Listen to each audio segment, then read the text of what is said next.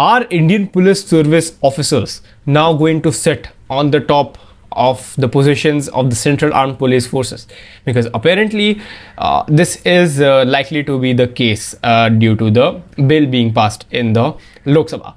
So recently news has come that the government is going to present the Central Armed Police Forces bill, wherein what is being decided is that there will be Indian Police Services, that is IPS officers or babus like people call them. Like, okay, you can call them what you want to, but the government is now trying to institutionalize the putting of I don't know how, if putting is the right grammar, but the government is trying to allocate IPS officers on deputation to the senior positions of the Central Armed Police Forces. What could be the long-term implications of this? Firstly, let's just go through the story. So it is said that the CAPF General Administration Bill will be introduced in the Rajya Sabha on Wednesday after not being taken up for 2 days despite initially listed for consideration on March 23. 8 hours have been allocated, a member of the opposition parties informed.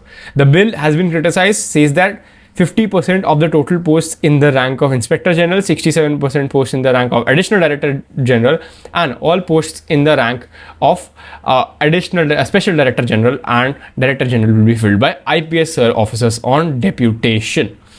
Now, what it essentially means is that, so I'll explain it once to you. So the Inspector General is if you say a Major General in the terms of the Army, or you could say a Rear Admiral in the terms of the Navy. And then the Additional Directorate General and the Special Directorate General, these are in the terms of Lieutenant General ranks or Vice Admiral ranks.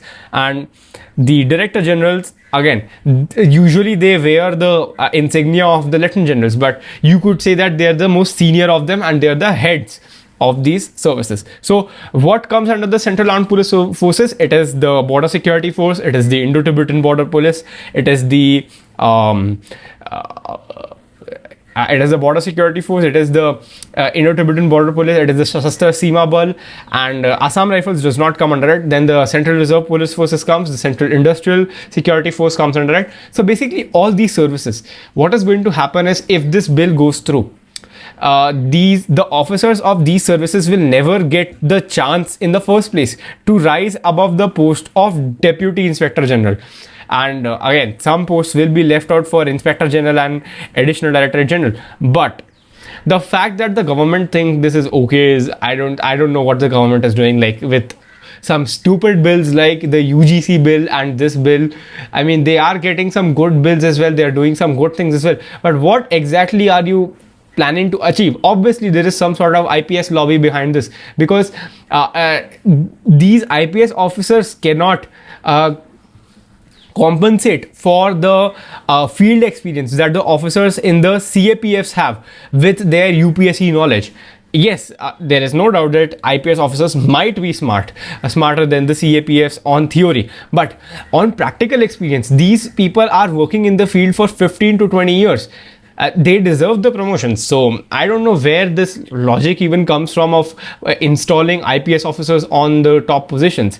So again, this is just like extremely very unwarranted, to say the least. And there has been a lot of backlash from the retired CAPF officers as well, because once you effectively close the doors to flag rank promotions in the CAPFs, it is going to be a big morale killer on the lower level staff. Okay, as part of the enlisted ones, the Jawans, they probably won't care as much, because usually a lot of those people who join the CAPFs, they are joining because of job stability, they are joining because of a stable salary. So it is not going to be a problem for those. But for the problem of the junior officers, like in that join through the ranks of assistant commandant and then go through commandant and then through the superintendent and all those ranks, I'm not fully aware of all the ranks. So they are going to be extremely demoralized, because once they see that the fact that they cannot even rise up the rank of brigadier shows that it will reduce a lot of morale for them. If I am a CAPF officer, I join the force today, and tomorrow I find out that I'll never be even to reach the top of the career ladder. This is basic human tendency. Everybody, we can say that they join for patriotism. Yes, a lot of mostly do join for patriotism, but to say that they do not have any sort of human fulfillment of recognition or rising up the career ladder is going to be fundamentally wrong to be speaking about. So there is nothing wrong with putting IPS officers, but in my humble opinion, I would say that if you are putting IPS officers in these positions, at least please, for the sake of God, have them go through deputation posts at the junior level as well. Then if they are going to be heading these forces, they have to also, if they are leading these forces, they have to gain actual combat experience, or not even combat experience, at least field experience on what the ground level reality of these forces is. So again, this is just, I have no clue what exactly is going on, because there is just no sense of this bill. So if we see that the fact is here in the because due to the absence of senior level posts, it takes an officer who joins as an assistant commander in CAPFs at least 15 to 18 years for his or first promotion.